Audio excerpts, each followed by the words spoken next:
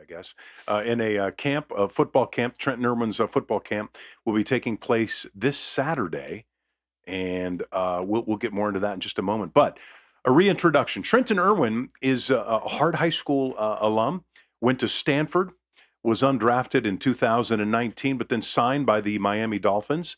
And later on, after being released, picked up by the Cincinnati Bengals. He sits at 6'2", 204 pounds, so don't ever get any ideas about messing with him. And Andrew, are we ready for the not yet? And so, Trenton, welcome to the program. It's good to see you again. Happy to be here again, man. Thanks for having me. Okay, let's business of the camp. Tell us about the football camp this year. The changing locations, right? Yeah, so COC is actually redoing their field. So we decided to go back to where I was from, Hart High School. Figured it'd be fun. It'll be March 9th. It's 5th to 8th grade. It'll be 10 to 3. And, it'll be a fun time. We got some burritos there. We got free shirts for all the kids. We got a poster signed and then a little card signed. And then we should have some other things coming in to, be some surprises there. I'm guessing you want to have the burritos after you work out, probably, That's right? probably the plan. You don't have burritos before you play in an NFL No, that don't game, make any sense. No, I'm with you 100% after. And who are some of the folks that'll be helping you this year? So I have a couple teammates. I have a guy named Kwame Lassiter who played receiver. Stanley Morgan played receiver at the Bengals. Josh Tupou played D-tackle at the Bengals. Nick Scott played safety at the Bengals. I got David Long, who's been at the Rams. He actually has a Super Bowl ring with the Rams. Unfortunate. You watched that firsthand, by the way. That was tough. Yeah. That was tough. Yeah, we're gonna let that one fly by. Should have Tanner McKee, who is a quarterback at the Eagles. I think he's the second string there. And then River Craycraft's a receiver at the Dolphins. So we've got, there's still plenty of names to put down that list, but there's a handful right there. Those are some great names. And how does that work when it comes to camps in the locker room? Is it one of those situations where you might say to David Long, hey, would you show up at my camp for me this year? And then you return the favor at his charity golf tournament or something like that, right? I would 100% do that. I've really been leaning on my friends to be able to help and come out support this camp, and I've been very thankful for them. And whatever organization or events that they have in the area, that is totally what I do the same for. It's really a brotherhood. It's a group that's real tight. So I think that and it's also an opportunity for me to see some of my buddies that I haven't seen in a little bit from Stanford, from other places, and it's good to see them in a different atmosphere on the field, coaching little kids, just having fun. So anybody who's listening right now, excuse me, a mom or a dad, what will take place at the camp? Yeah, so we'll start off with some introductions of who's there. Trying to have all my coaches in their jerseys. We'll see if we get that organized. But little introductions of who's there. Run through some speed drills. Do some individual stuff. We have some DBs, receivers, O linemen, D linemen, quarterbacks. So hopefully get some great training from some good coaches or good players. And then at the end we'll do some 1-on-1s, 2-on-2, 2-on-3, 7-on-7, just to compete and have some fun because. Honestly, my little sister will be there. She's in 7th grade, and she loves that. And so she's like, yes, we need more of that. I'm glad you pointed that out. So boys and girls. Boys and girls. Yeah. Boys and girls, yes. We have actually a Mariah Lopez. She plays a lot of flag football for local areas, and she's like a professional flag football there for girls in that sense, and she'll also be there. So and we're talking to Trent Irwin, wide receiver for the Cincinnati Bengals. You were telling me before we came into the booth that your sister's a big fan of football, and it dawned on me really that flag football is picking up some steam, isn't it? It definitely is. On that point too, flag football for girls is picking up big time, and on that point, all the money raised from the camp will go to Hart's girls flag football athletics because they're just starting that up, I think just this next year. I love that as an idea. When I was a kid and youth tackle football was around, I remember coming home with the notice from school to my parents, can I sign up? Can I sign up? They refused to let me sign up in youth tackle football for fear that I would get hurt. This was a long time ago. Wow. And it broke my heart. It was a week's worth of crying every year that I would go through this. So my first experience with tackle football didn't occur till my freshman year in high school, which is much later than everybody else. On the other hand, had flag football been as organized as it is now, I think that would have been a great place for me to learn and to play. And I know more and more parents are, okay, let's do flag football a little bit longer before we have you tear your ACL, 100%. And it's, as a skill position, receiver, running back, DB, quarterback. It's a great opportunity to train those skills without having as much of a threat. I still argue that I started quite young there, and I enjoyed it, and I think I'm quite good mentally, physically, and all that right now. So, but I understand the difficulty to make that decision. So, flag is a great opportunity to learn as well. So we talked about how you started locally. You had a very impressive high school career at Hart High School. Went to Stanford, and now you're in the NFL. And let's see if you remember this play. I believe this is from last season. 3rd and 7. Another third down on the opening drive. Williams is the back. Burrow to the air, and he's got him. Caught. Touchdown. Irwin. What a throw by Burrow.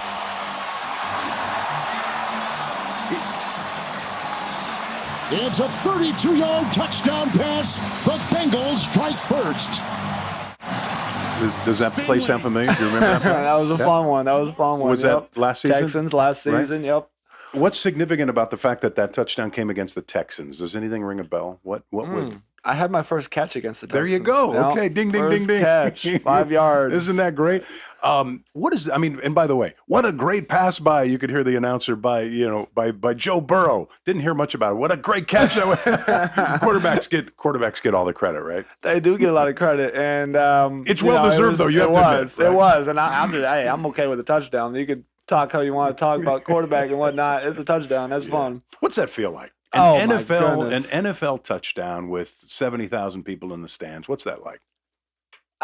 Time sort of stops. It doesn't. There's not a whole lot of thought happening anymore. I just sort of took it in. I actually have a slow mo of like the 20 seconds after that because they sent it on some social media thing, and just jogging off the field. But it's pretty surreal. It's a cool moment. It's with your boys for your team to help the team win. It's hard to exactly explain, but time sort of slows down for sure. The bio in the Cincinnati, we used to call it a media guide, but everything's online now. That you're recognized by coaches and teammates as one of the Bengals' hardest working players. True or false? True. Yeah. What does it take to be a hard worker? I think for me, it's the constant battle with being thankful for where I am, but also just wanting to strive for more, because I think if you're just stuck in, being thankful for where you are, you sort of just stay there because you don't have goals to be able to go and achieve things. And if you always want to strive for more, but you don't have that, that gratitude, it's not a very happy life. So for me, it's that battle, that balance, figuring that out. And for me, I don't think I'm going to get outworked by anyone. I think my job is pretty clear. It's to know the plays, to be at a certain timing with the quarterback, to make the catch, to be healthy. And, I do everything in season, out of season to make sure that those things happen. We're talking to Cincinnati Bengals wide receiver Trenton Irwin, also a Santa Clarita native. Last year, best year of your career. You had 25 catches, 316 yards, and that touchdown that we played. You're coming up into that interesting, those uncharted waters for you as a free agent. I mean, you've been a free agent because you've kind of gone contract to contract. Yes. But this could be a big moment for you. There's a window right around March 13th where agents can negotiate with teams that aren't the team that you most recently played with. So I don't want to ruin any details for you, but do things look good? Are you excited? I'm excited. It's usually I've been signed to futures contracts, which just sort of is, at league minimum, just an opportunity to compete. And I'm always looking for an opportunity to compete. But it's cool to have a little bit of leverage, a little bit of, acknowledgement of my work I've put in, and to be able to explore that, and then that might come in the form of different teams. It might come in a different amount of money, but really in the end of the day, I just want opportunities to be able to go out there and help the team win. And that's wherever that is.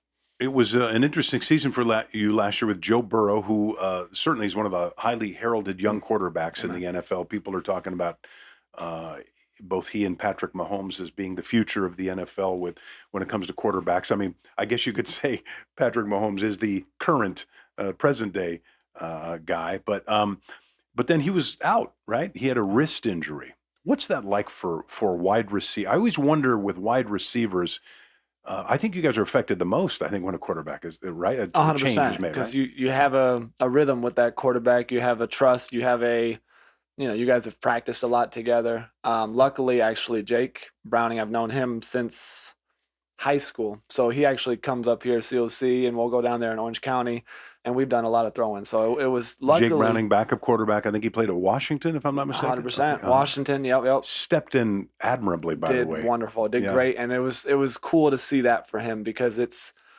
similar to my position in a sense. You don't know when you're going to get an opportunity, but when you do, you want to be ready.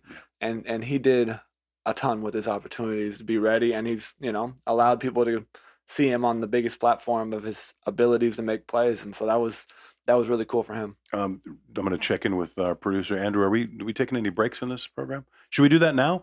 Because what I want to talk about, two different quarterbacks. Yeah. It's like being a catcher and having two different pitchers, right? They're different styles. The ball comes out differently sometimes. Maybe they're exactly the same. I don't know, but we'll find out. We're talking with Trenton Irwin. He's got a football camp coming up this Saturday. So if you'd like to participate in that, we'll let you know how you can do that when we come back. Welcome back to KHTS. My name is Rick Garcia. We are with Trenton Irwin, wide receiver for the Cincinnati Bengals. He is also going to be running a football camp in the Santa Clarita Valley, which he's going to tell us about right now. Yep, I'm excited for this third annual football camp.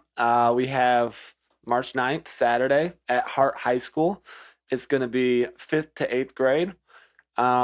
We might even be lenient a little bit younger if they want to come out there, have some fun. But excited for the third one at Hart High School.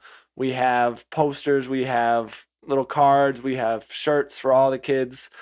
And it's $20, and all proceeds go to Hart High School girls flag football that is just starting up this next year, just sort of to help that organization get going. But excited to have 15 or 20 NFL coaches and players that I've played with out there to hopefully have a great time with some kids. And again, we want to reiterate, boys and girls welcome to participate in the camp, which is fantastic.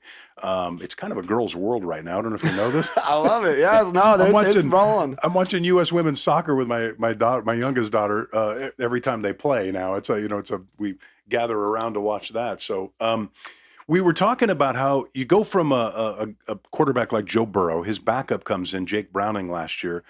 And Browning does a really good job. But there is a difference when the way quarterbacks throw the football, isn't there? No, 100%. Yeah. You can tell. I always joke that I think I could tell if I were to, it's hard to catch a ball with your eyes closed, but if not to see the release and just see the ball, I feel like I can tell who is throwing it. And it might even be just the personality of the ball. Sometimes they wobble a little more, but the accuracy is still there. It doesn't matter. Sometimes it's a tighter, firmer ball. Some people try to just freaking rifle it. So you're like, oh, shoot, that's just trying to show off speed. But I think there was definitely, they were similar in the sense of location wise. I would say sometimes it was firmer with Joe, and Jake has some touch to be able to put balls in special places. But I definitely think that the ball could have its own little personality from a quarterback, and you can decipher the difference. The wobbliness or not, or if it's tight. And ball location, all that. They used to tell us when I was, I'm going to do my Al Bundy impression and talk about my high school football days, but we ran an option and they used to talk about the pitch. And the early days of the pitch, you kind of pitched a spiral, but then they taught us how to flip the ball because they said it's easier to catch the ball if it's more wobbly. I don't know if you believe that or not. Is a tighter spiral, it's a smooth ball coming at you.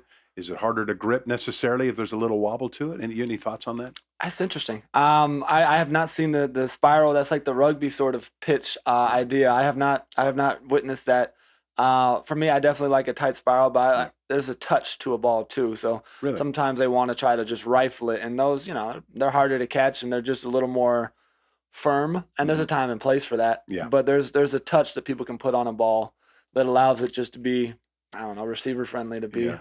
And so, you'll see that red zone for sure because it doesn't need to have as much velocity. A fade ball there in the red zone is much easier to one hand or catch in a different position. The Rockets, there's a time and place for that when the quarterback wants to save your life, basically, right? 100%. Over the middle, right? Hopefully that's put on the body. Get here. Put me on the body. Don't put me up high. We're talking about your specs. They list you at 6'2", 204. Is that real? That's real. I mean, I think combine height, I would be 6'1" and 7/8. Yep, somewhere in there, 6'10", 7/8. So if we're getting technical there, we're gonna get the measuring stick out.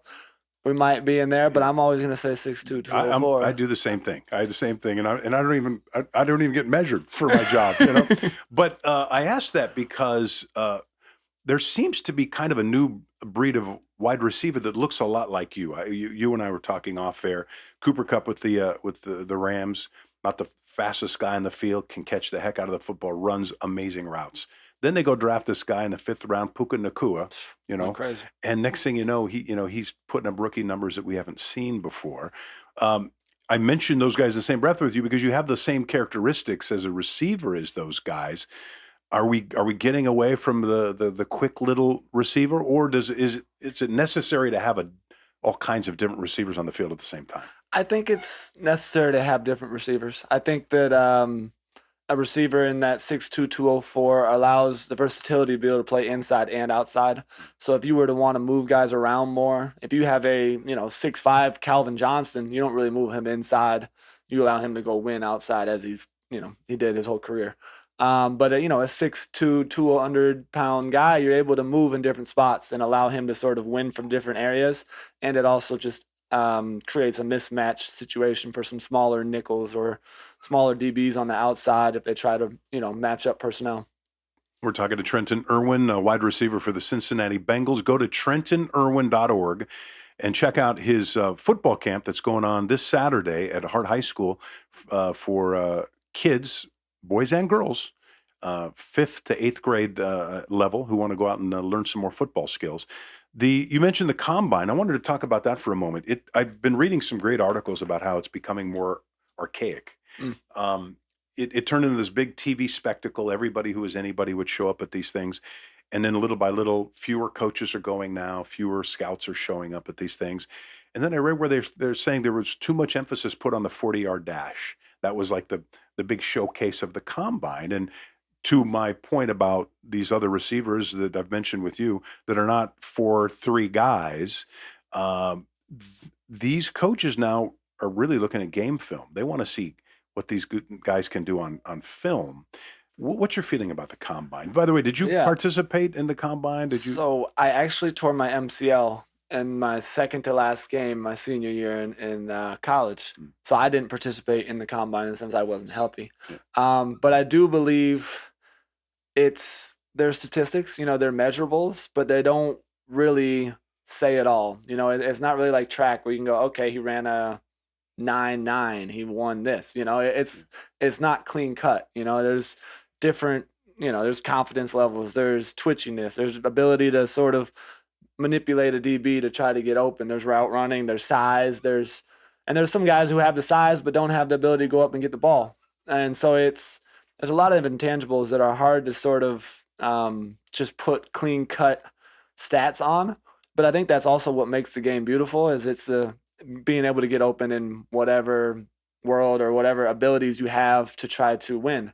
And the thing about the NFL is if you win, you stick around. If you don't, you don't. That you get cut. So I've seen many guys who are, have the, physical attributes and haven't been able to stick around. So it's a little bit of a cutthroat league in the sense that, someone will come in, and if they don't win, they're gone in the next week or month.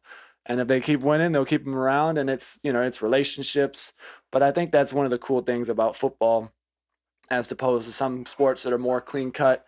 There's the intangibles. There's even if, how's he doing with his girlfriend? Sometimes, that gets in your head in the game and your mind's not in the best place, and where your mind's at is huge because it's got to be on the field there. So let's just say you had to do job interviews like regular folk have to, right? And I'm a general manager for an NFL team that's not the Bengals. Yeah. And so I invite you to come sit down with me. How would you make my team better? What are your strongest assets? So pitch me why I should sign you. Yeah, no, I'm the hardest worker in the plays for sure. I'll know the plays, both X, F, Y, Z, whatever I need to know. These are positions, and how many wide receiver positions are there? So on average, yes, there's 3 positions. So there's a 2 outside, and then there's a slot. The Y is technically the tight end, but sometimes if they want to put a quicker personnel in there, they'll put 4 wide receivers in there, and we've done that some. and usually that's when I'll be the why there. But just for me, it's been the ability to know everything. I haven't been from Stanford. They always assume that, but my job is to study. So game day, we always do like a Jeopardy on Friday. So we do a Jeopardy quiz with the whole receiver room. But I'm always studying the first down. So we have like base downs, third down, and red zone. And so I get a study guide actually. I put like a whole section on base downs, red zone, and third down for that week.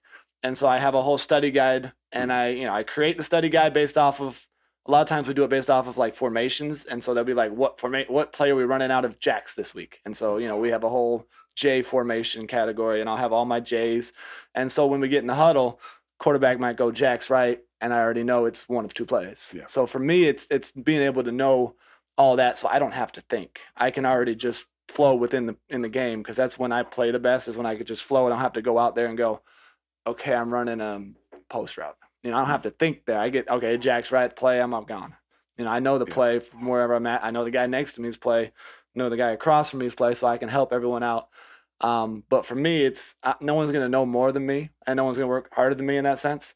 And from the ability to get open is understanding what you're going against and being able to react on the fly. Okay, you're hired.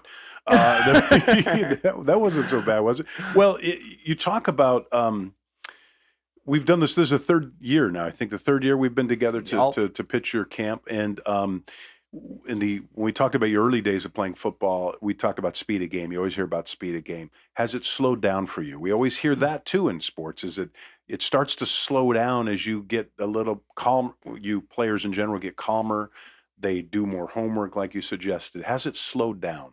It's slowed down some. There's freak athletes all over the field, and there's people who I don't want to get hit by. Yeah. Name one or two that you don't Myles want to get Garrett. No, you don't want to get hit by that guy. That's not something that's physics doesn't really help me in that category. It does. Let's just say that. Or anybody, frankly, who gets hit by Myles Garrett. Amen. Yeah. But the game has definitely slowed down a little.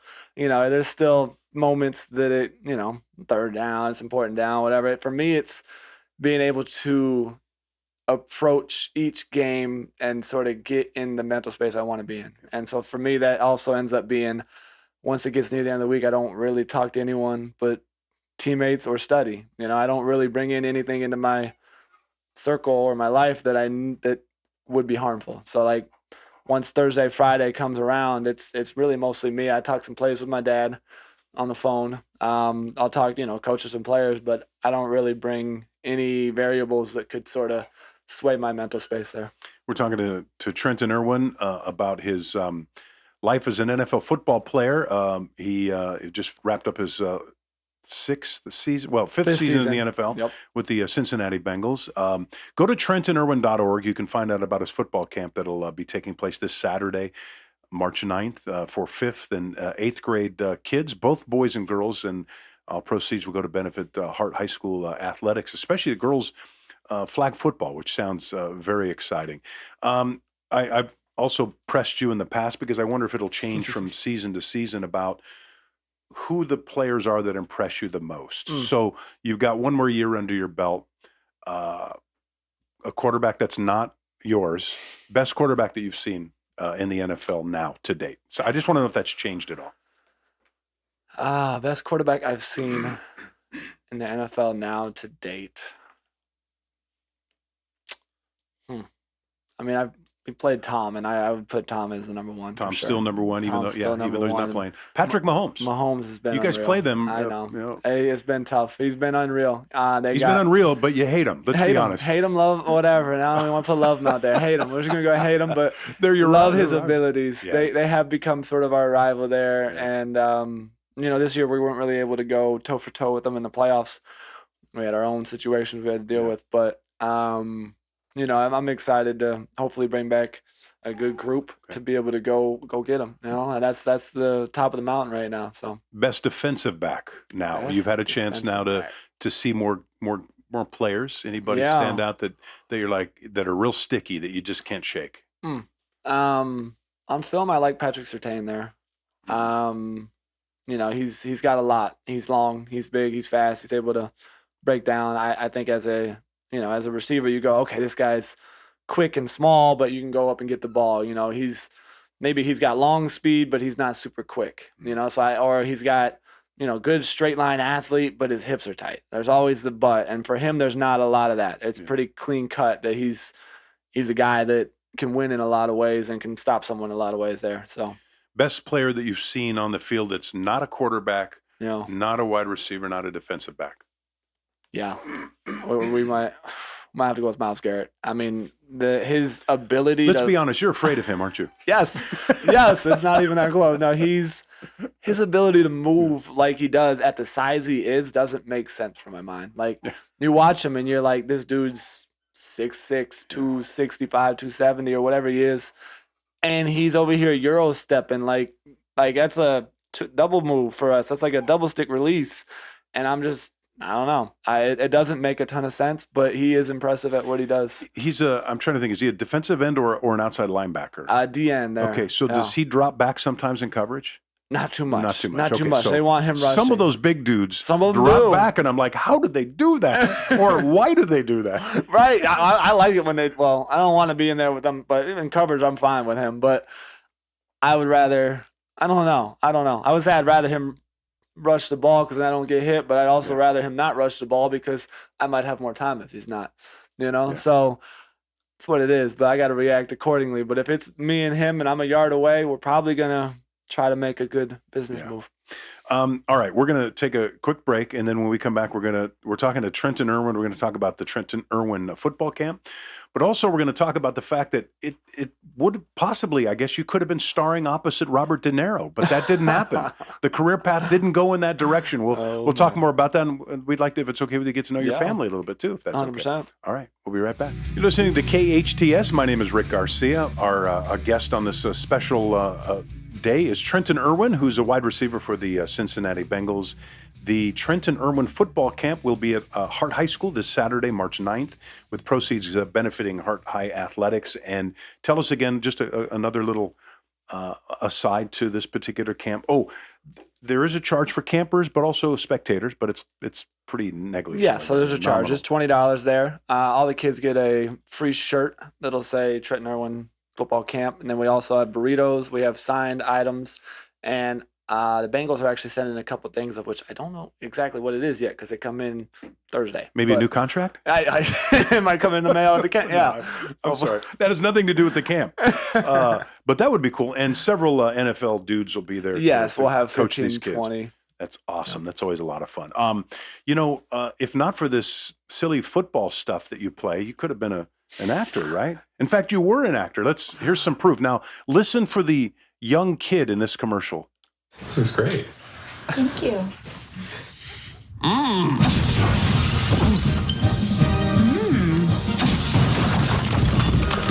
Good.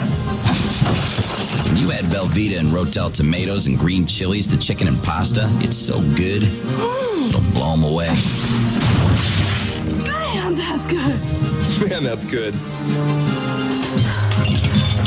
Velveeta and Rotel. Man, that's good. You remember your line? Man, that's good. Man, that's good. Man, that's good. See, there you go, right there. You did a little child acting, I guess, right? Fair to say? Fair to say. For how long? How many things were you in? So I probably did like 5-10 commercials, but I also was part of a reality TV show called Sports Kids, Moms, and Dads. It was about parents training their kids too hard in sports. And that was when I was 9. Yeah. That ended up going all the way to Quite Frankly with Stephen A. Smith and Oprah. So that its own acting career there. So. Yeah.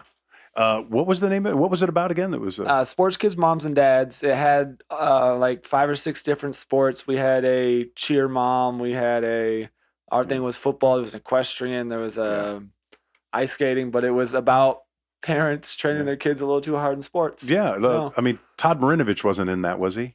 No, he was not. No, that's an old story of training a kid too hard.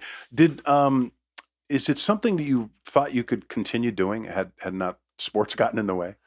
It was more of one of my dad's passions there, and it was a family thing we ended up doing. I was mostly a shy kid, so it actually helped me be more outspoken, but it wasn't like I was a theatrical star. I think the star in the fam would have been my sister. She was a better actor than most of us. So for me, it was smile, say a line or two, and have some fun. Your family's important to you, I know, and they're I Very much believe so. they're most of them or all of them are based still in Santa Clarita for the most part. Yep, right? they're all out here still. They're Yeah. all out here. Little sister's at UC Santa Barbara. Okay. She's there in her senior year. Little brother just finished his senior year at Hart High School, and he's going to Rice in June.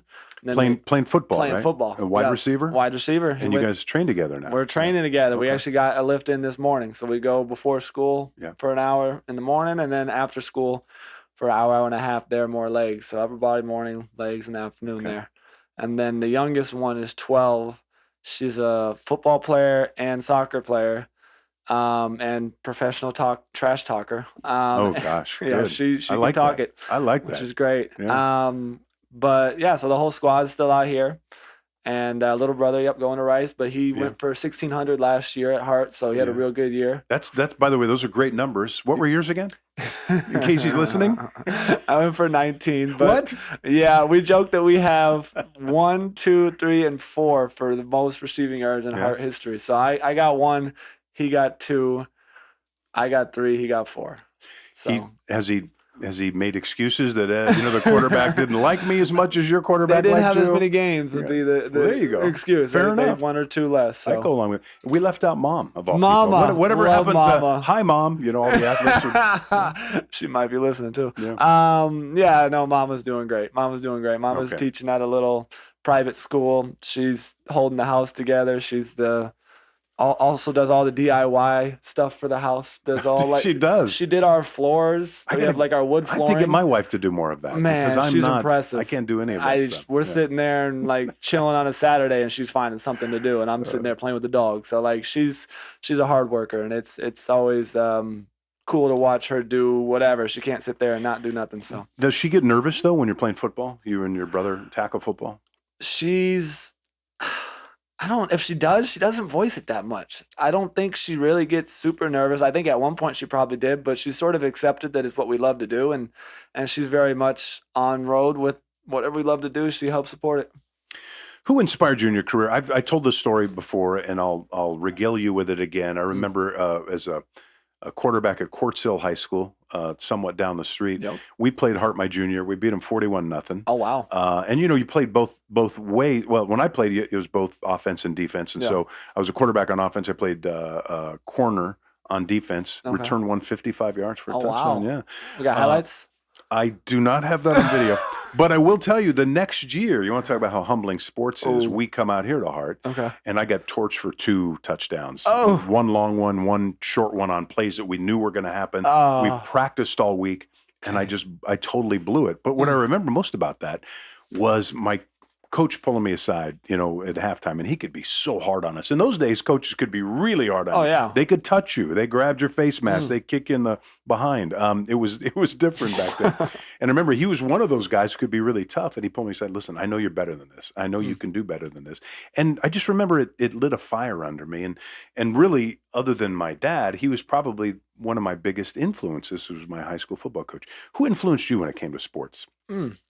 It would definitely be my dad there, number one. He's been there every step of the way. I mean, we still, to this day, we talk 30 minutes a day when I'm out of town on the phone about how practice went or how's life or how's plays. And we talk plays, too. I'll send him plays to be able to learn.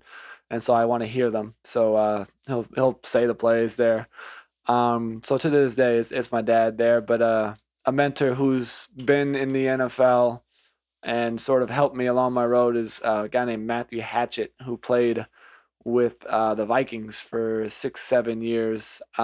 He was he always said he was a deep threat, clear out guy. So he would get the big shots once in a while, but a lot of times, your job might be on a certain play to clear it out for Randy Moss in there or Chris Carter. So he had certain jobs there, but he's been my guy for the last 10 years. If I need any little piece of advice, what are your thoughts on this college move or that college move or this NFL thing? He's always been my guy. So that's my dude who's been there in my corner, just helped me along the way to be able to make those tougher decisions. You talked about something really important there, to clear out space for somebody else. Part of the job of a wide receiver, it's not to always catch the 75-yard bomb, right? It's what you're doing away from the ball a lot of times that makes a difference. And I've heard this discussed a lot and I keep going back to the Cooper Kupps of the NFL about how he talks about how important his job is to help somebody else get open. Is that an area that's a little underrated? Because we know about the diva wide receiver. I mean, have you seen a wide receiver, by the way? This is a two-part question. I apologize. Yeah. The having to have that blue-collar mentality of the ball's not coming to me, but I still have a job to do. Yeah. And then you got the receiver comes into the huddle and lights up his quarterback because he didn't see him when he's open. Yeah. No. So to start it off, it's a lot of pieces that make the offense work. The O-line has to be able to block, and they're selfless as heck there because they don't get the highlights. They don't get the they have to be able to block freaks on the outside for a certain amount of time to get the quarterback to get the ball off. But there's other play designs where it's designed to go to Jamar Chase, who's an elite player. And sometimes you may run a little bit of a pick route for him. Sometimes you may be clearing it out, and if you don't do your job, the play doesn't work. And, it's not a glorious job, but it is an important one. And, I think when it comes to each individual play, my job is to do whatever that job entails. If I'm a pick guy, if I'm a block guy, if I'm the marquee ball, ball is expected to come to me guy, then that's my job on that play. And there's different situations where they might try to double Jamar, where another guy has to win and be able to recognize that. Or they might play a certain coverage that, okay, this underneath route is supposed to win. So it's being able to recognize what your job is on each coverage and play and then being able to react there. But it is a selfless job to be able to have to run someone off, to have someone else catch the ball, which, as a receiver, being a diva a little bit, you want the ball. Sometimes I'm like, throw me the ball. Like, that's just what I want to say. I want the ball. I haven't touched the ball all day, Have you seen a receiver light up his quarterback? Plenty of times, and sometimes the quarterback's like, yeah, that's probably accurate. You ain't, you're Jamar, you need to catch a ball, or you're, whatever. Yeah. You're Trenton, you need to catch a ball. I would turn around and probably say to the receiver, why don't you come and try to play quarterback, right? Because hardest job in all of sports. Oh my goodness. Quarterback. Right? Hey, you got to organize everything. You got to situate where your pass protection is. You got to see the freaking blitz. You got to be able to get the ball off with these 6-7 guys in front of you and be able to. They get paid a lot for a reason. It's a leader role. I think it also brings hope to a team, in the sense of like, if you got that quarterback that you have a chance to win any game. You guys can be down 21-0 and you can come back and win type of thing. So it's a special position, but it's super tough and very unforgiving. NFL player Trenton Irwin, our guest, he's hosting a football camp this Saturday, March 9th. Proceeds will benefit Hart High School athletics. If you'd like to find out more information about participating in the camp, I can't participate though, right? You're a little beyond the outdated, yeah. Little outdated. I don't think I've ever been called that before, but I'll take it. Outdated. But you can go to trentonirwin.org. This is a camp for boys and girls, both of them, between the grades of 5th and 8th grade. We talked about complications of football. Concepts. We hear the word concepts a lot. You talked about some of the different things you had to do in the different positions, X, Y, Z, A, B, C, FBI. Can you give us one play? You don't have to tell us what it means or who it goes to, but I just would like to hear the length of a play call in the huddle. Yeah. Let's see. I know most of my portions, but we got to get the protection right. We'll see. And even if you're wrong, it's okay. Yeah. I'm just kind of we want to get an idea of how long the call is in the huddle. Now, I know a play is called, and part of it's for the lineman, part of it's for the receivers, part of it's for the running back, and quarterback's got to know all of it. Yes, everything. But if you give us a full play, so like Jack's right, 2-jet, scale, wide Duke, and then we can have let's call it special. Yeah, so can special or something, can Aggie. There's a lot of stuff going on. Yeah, so that would be like 2. We'd add a second one there for certain coverage or can, we're just like, usually there's 2 that we come to line with so that the quarterback can get there. Okay, no, we're going to can that to a different play. And what'll dictate which one you go with is how the defense lines up, basically. Right? 100%. And then their job is to try to disguise that.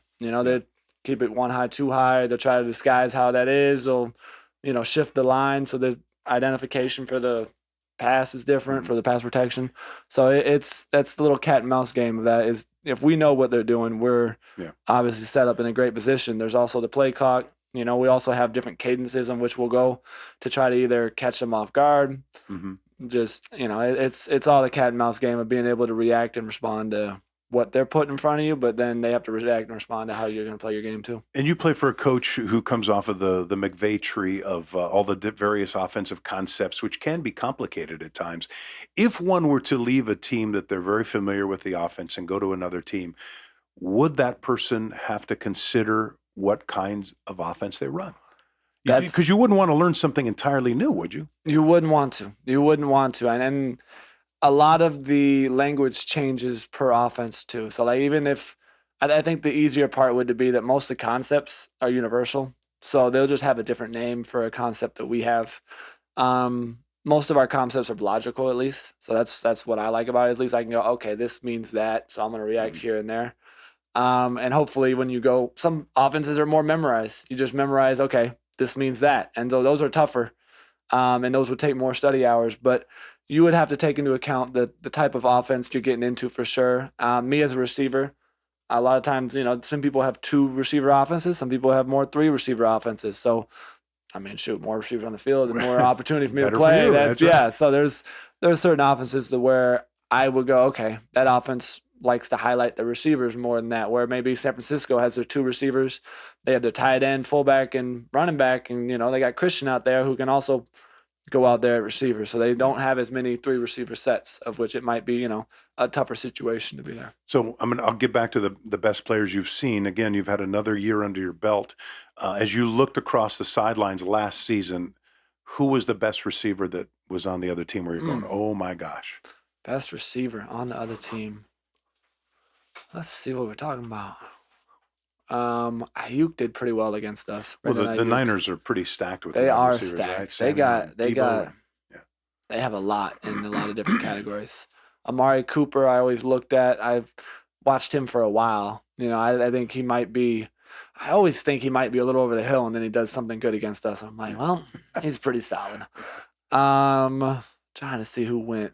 If anyone went crazy against us, I remember a couple of years Devontae Adams went crazy against us at Green Bay.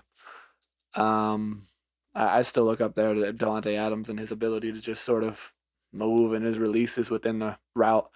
So even though we didn't play him this year, I'm going to go with Devontae in the sense of who I've seen that's been special. If you were not an NFL player, you have that Stanford education, you were a child actor, what else could you see yourself doing? Man, I don't know for sure. I've ever done is NFL for working. Been very blessed with that. I walk dogs for fun, but that doesn't pay the bills. But I have a golden retriever, by the way. Can I get your number after the show? We'll make it happen, man. Love Goldens. Golden energy is great. Oh, it's the best. For me, so my major was STS, was a focus in nature and the environment. So STS stands for Science, Technology, and Society, which is sounds fancy and pretty broad. And what is it? What is it? What do you? Yeah, so I sway it towards animal conservation type efforts, and I think that's where my heart is either sports with kids or animal conservation. So I either volunteer for different organizations in Cincinnati, one called Saturday Hoops that does a basketball program for kids to be able to sort of learn life lessons through sports and hopefully get them on the right path. It's every Saturday, hence the name there. But I also volunteer at WAVE, which is the foundation with the Newport Aquarium there. And so that's my other thing. We do cleanups. We do, tours or whatever. They'll have events there at the aquarium. Not that I know a ton about that, but, I come support, and it's good to, have my little platform there in Cincinnati with Bengals being there. So that's sort of where my heart's at. And if money's not a thing, and that's what I would like to get into is either kids in sports, that might be coaching, or animal conservation efforts there. Well, thanks for your generosity. I as someone who's on the board of a local organization, the Child and Family Center, you've been generous, and some of the times that you've been able to donate to that cause. It's kind of something that's overlooked with a lot of professional athletes. We think about how greedy, that we hear that they are, and a lot of guys have foundations. A lot of guys are out there rolling up their sleeves and doing stuff, and so it's much appreciated. Yeah, I appreciate that. And it's a special platform to be able to have. And they always say NFL is not for long, so you don't know how long you have it. And I'm blessed to be able to be where I am and hopefully contribute in a good way. Cincinnati Bengals wide receiver Trenton Irwin, tell us one more time about the camp this Saturday. This Saturday, we got 5th to 8th grade, 10 to 3. You can sign up at trentonirwin.org. We should have shirts, posters, little cards all signed. We got burritos, we got bananas, snacks, bars, and we got a couple little things coming from the Bengals. Hopefully they're solid. Might be glasses, Bengals glasses or something. And we should have 15 to 20 NFL college dudes. players out there coaching the kids up. You keep mentioning burritos. Is there something we need to know? Are you hungry right now? I'm always hungry, but we're gonna moderate that. Burritos in sports never really went, It's gonna be afterwards. It's gonna be we're gonna go 10 to 3. We're gonna be hungry, we're gonna work hard. You see that burrito over there? Burrito's gonna hit the spot. Trenton, thank you so much for joining us today. We wish you the best of luck in your career. And hopefully we'll see a lot of folks out at the camp. So far, 150, Jessica, maybe? I think about. Is there a cap on that, by the way? No, we have like 200 shirts, but we have some shirts from last year. So if it got over there, we got you covered. Yeah, we got you shirts. Covered. All right. Thanks again for coming in. We appreciate it. And this is KHTS Radio. I'm Rick Garcia. Goodbye, everybody.